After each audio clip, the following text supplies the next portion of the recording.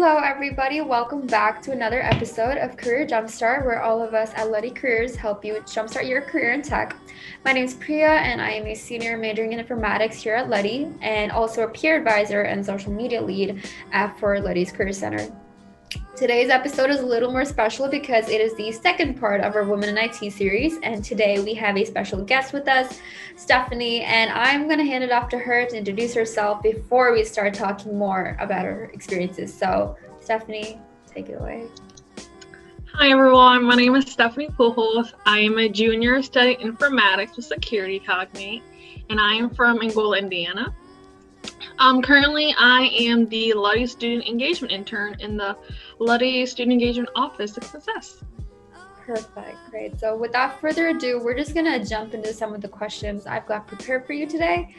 So I've always been curious about people's reasoning behind their career decisions that they make and like the thought process that goes behind making that choice. And it's always great to see how they feel about those choices in the future, which is why I wanted to ask you, how did you first get into the tech field and how did you decide that you wanted to study a tech-based degree? And also, how was it like taking those first few tech classes at IU? Yeah, sure. So I actually chose my career from my parents. It was about like junior year of high school. I didn't know what I wanted to do. My brother was already in college, but he was doing engineering. And I was like, that's something I know I don't want to do. I knew stuff I didn't want to do, but I just didn't know how to narrow it down. So I just asked my parents, and like, they lived with me for all my life. I think they should be able to help guide me. So I asked them, and they were pretty broad. They said something like technology, and I was like, okay. So I just went online, and I literally just searched like technology fields, and then one of them popped up was like computer science. And I was like, okay. So then I just went and searched about computer science, and based on what they were doing, I was like, oh, this actually kind of looks interesting. And then I found Luddy, which was SICE back then. So I found SICE, and then I applied and got in. So I got into IU, and then I was a freshman with computer science.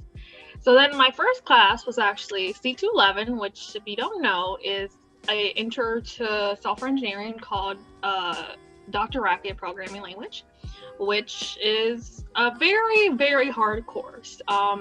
It is something I was not expecting at all. To be honest, I didn't really have any expectations coming to the course. I thought it was going to be very beginner, very basic.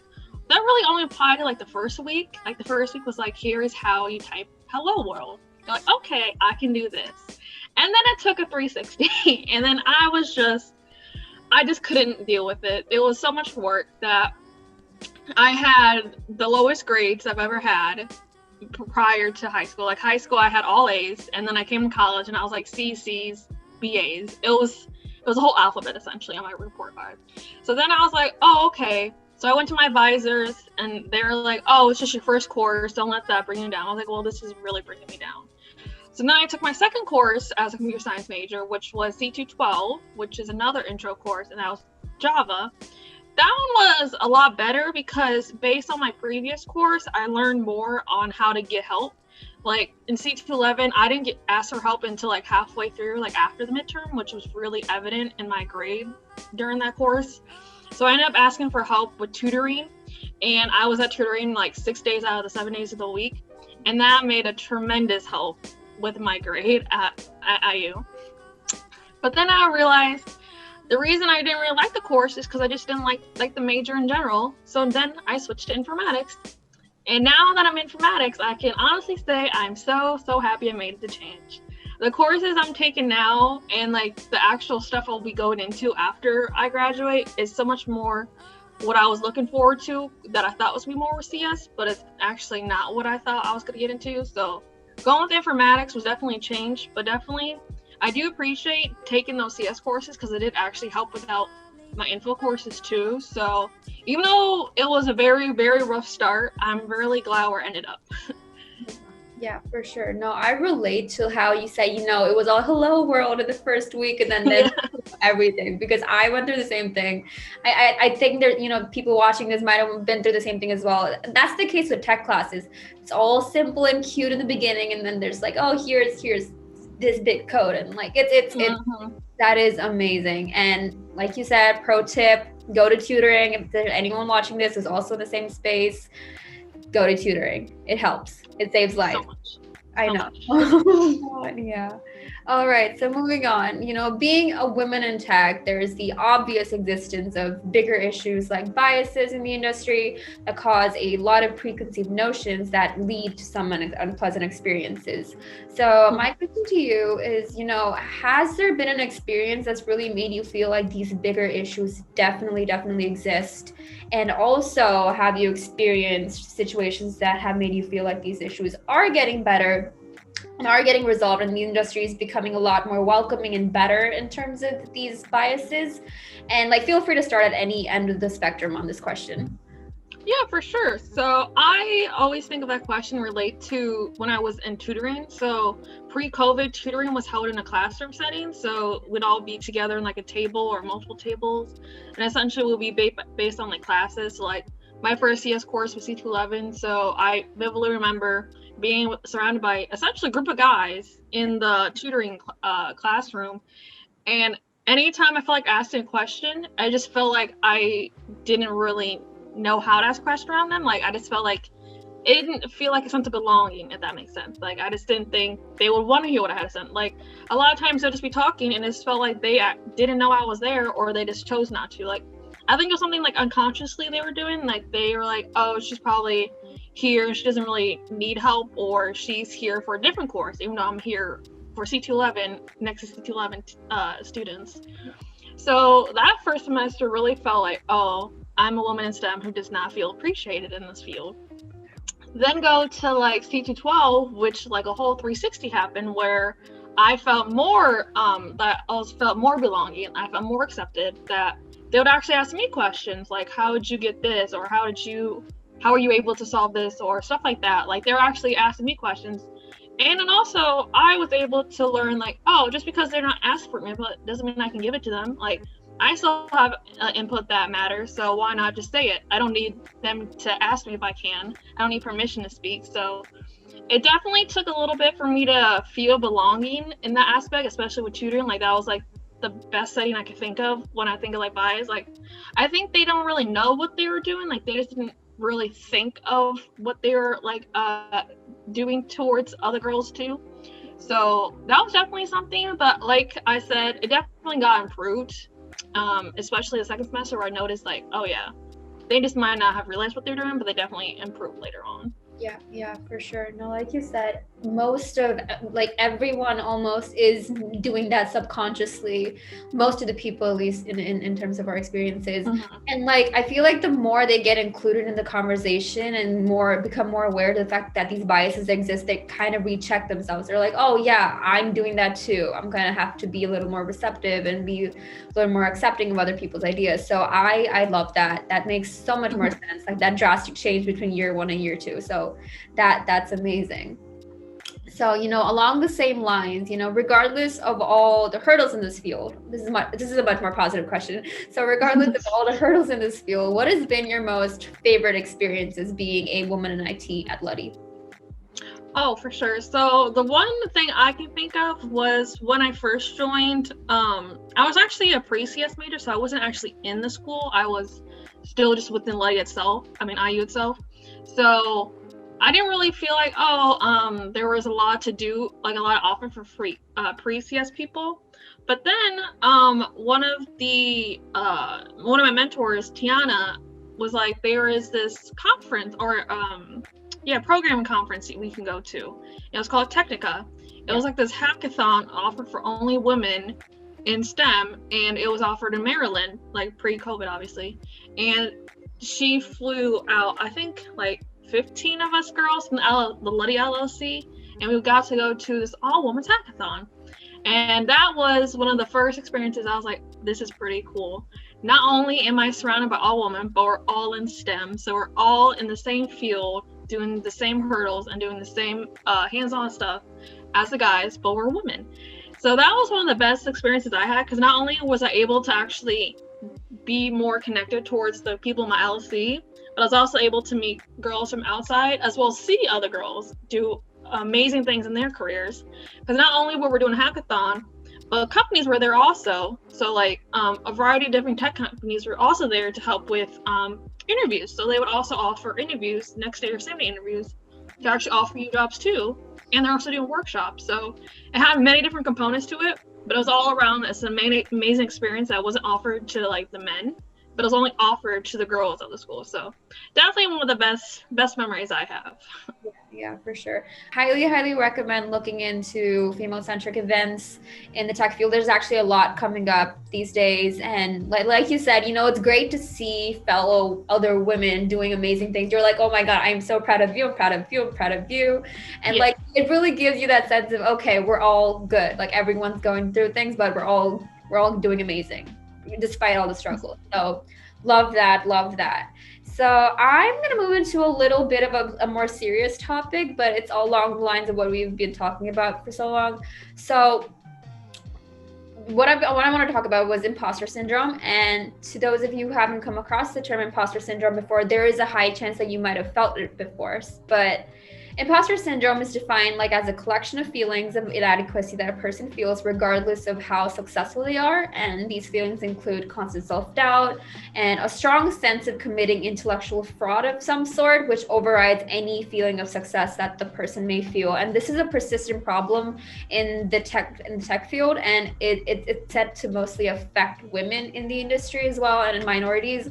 So my question to you, Stephanie, is that have you ever felt imposter syndrome before, and what kind of steps do you really take to overcome that feeling and kind of debug that override that happens? Yeah, for sure. So definitely, it really all stems from my freshman year when I was a CS major.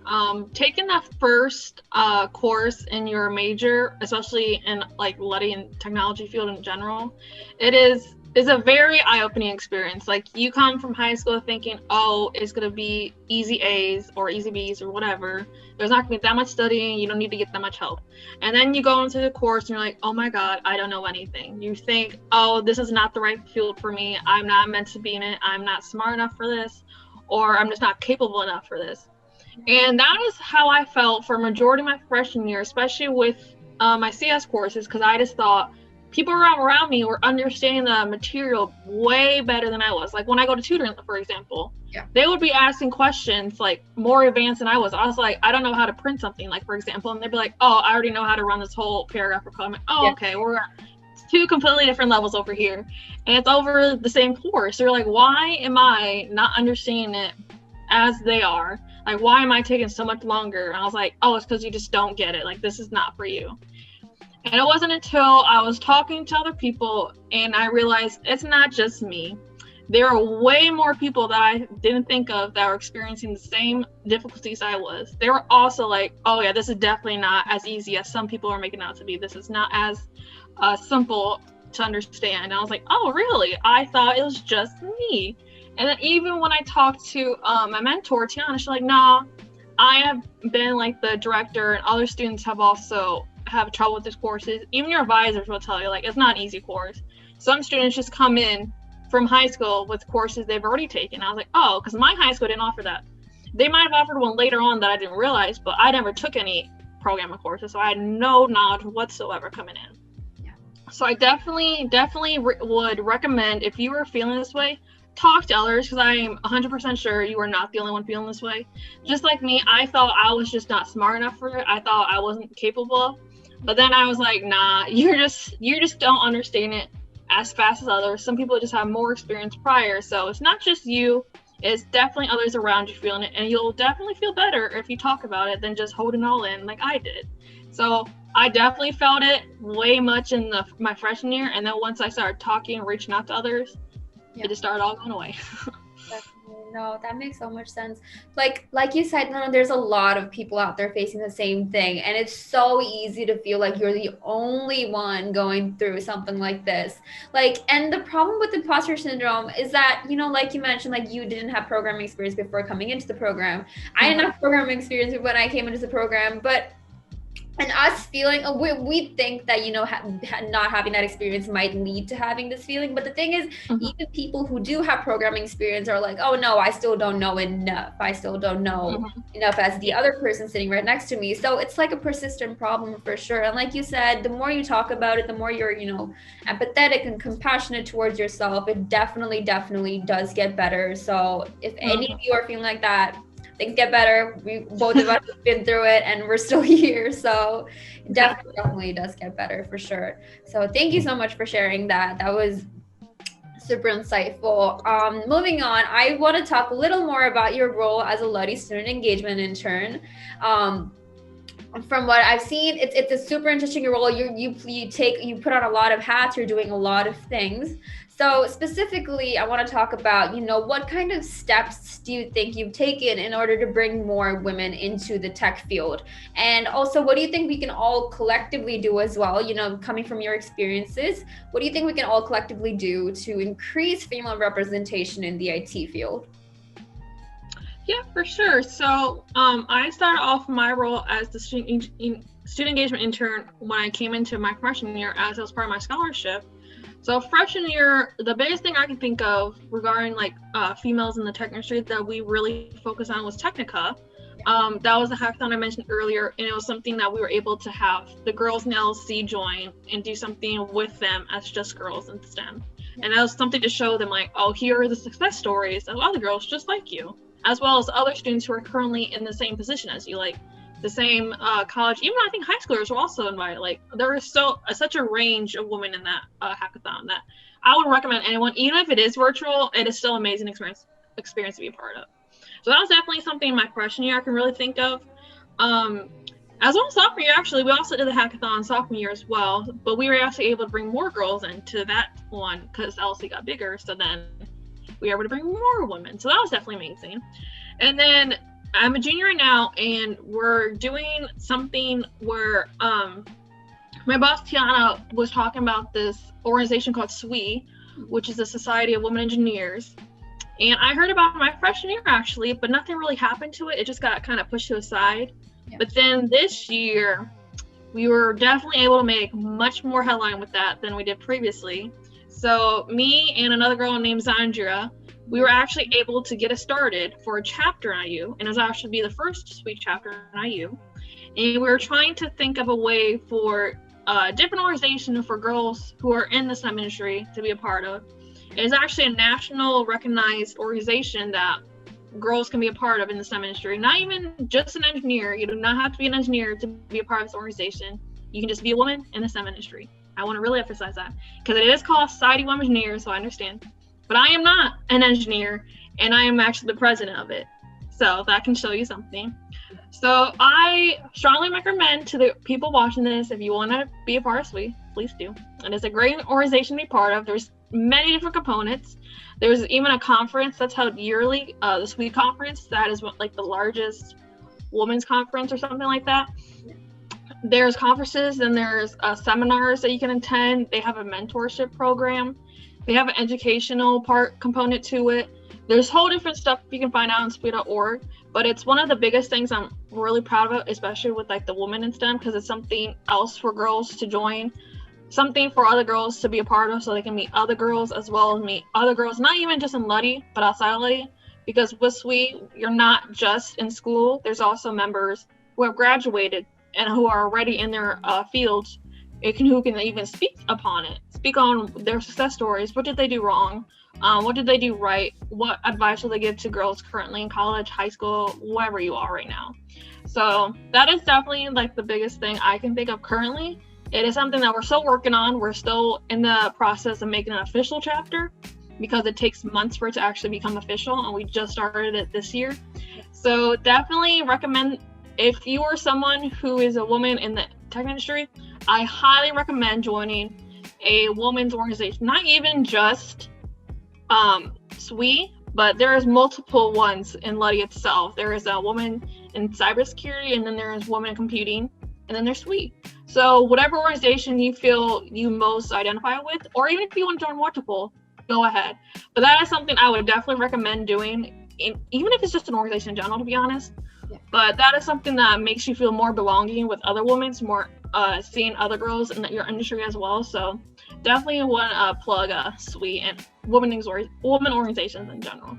Definitely. No, that helps. That also helps, like, first of all, thank you for starting what I was starting to be. Like, it sounds amazing. Like, it sounds like the place, the organization to be. And if you really want to build that network of like women in IT, like you said, reaching out to alumni who've been a part of, who's a part of the organization, like it's there's a lot that there's a lot of advice that they could give you that you wouldn't get from like other mentorship programs that you might want to get into. So that sounds like an amazing opportunity. I'm sure we'll place more emphasis on it with like a lot of those. So yeah, thank you so much for doing that. Of course. And I, like you said, there's a lot of women organizations on campus, a lot of women organizations on campus. Actually, I've been doing research on some for like a post that I've been working on for social media, and there's so many that's not even like properly advertised that you could definitely find if you do your research. So find an organization, find your people, stick with them. It really makes the experience a whole lot better. So that was amazing advice. And as we come to the end of our episode, what advice do you have for all of the women entering into the tech field right now? Yes. So one of the biggest things I can always think of is do not give up. My freshman year, I really wanted to give up. I was like, I'm gonna just switch schools, like, and technology in general, which is not for me. But definitely know that even if you feel like you're not understanding your material, or you feel like the concepts are just too hard, or you feel like, oh, you're the only one who's experiencing these difficulties, just know you're not alone, and definitely reach out to other people around you, your classmates, your professors, even if you have a roommate, your family, anyone around you will definitely try to talk you into staying. But even if you do actually don't think that's right for you after talking to other people, do more research, and obviously do not feel the need to stick with your major. You can always switch out of your major no matter where you are in life. It might be a little bit longer, a little bit later on life, but just know you do not have to stick to it. I didn't stick to mine, and I'm so happy I didn't. And then another advice that goes off what I just previously said, join an organization. There are so many offered, not just in Luddy, but in IU itself. Yeah. Go on, be involved, search up any organization you can think of, and they will probably have it. And to caveat, if you cannot find an organization, you can start one. I am in the student engagement office, and one of the things we do are student orgs. So we can help you start one if you find something that like, oh, maybe I don't think it's in any of these organizations, but I would love to start one because maybe other students actually want to do the same thing as you. They want to be in a different organization. Start it or join one that's already there. But I highly recommend getting involved. There are so many great components to an organization that you may not think of. There's leadership opportunities. You also get the opportunity to be one-on-one with some of the professionals you might be meeting, as well as networking in general and socializing. There's so many different great aspects to organizations that maybe some students don't understand, but it's one of the best benefits you can have being in college and just in school in general. Yeah. So definitely, I highly recommend joining an org. Yeah, for sure. No, going off what you said, there's a lot of things that you learn from these organizations that you might not necessarily learn in class. So like sometimes class just isn't enough for that experience that you really want to get. And as a woman in IT, like you said, organizations, huge plus. And reach out to Stephanie if you ever need to start one. Like you said, we have an amazing resource. She's an amazing person to talk to. So reach out to her if you have anything to tell, any new ideas. So that is a wrap. Stephanie, thank you so much for doing this. I loved having this conversation, and it benefited me in more ways than one.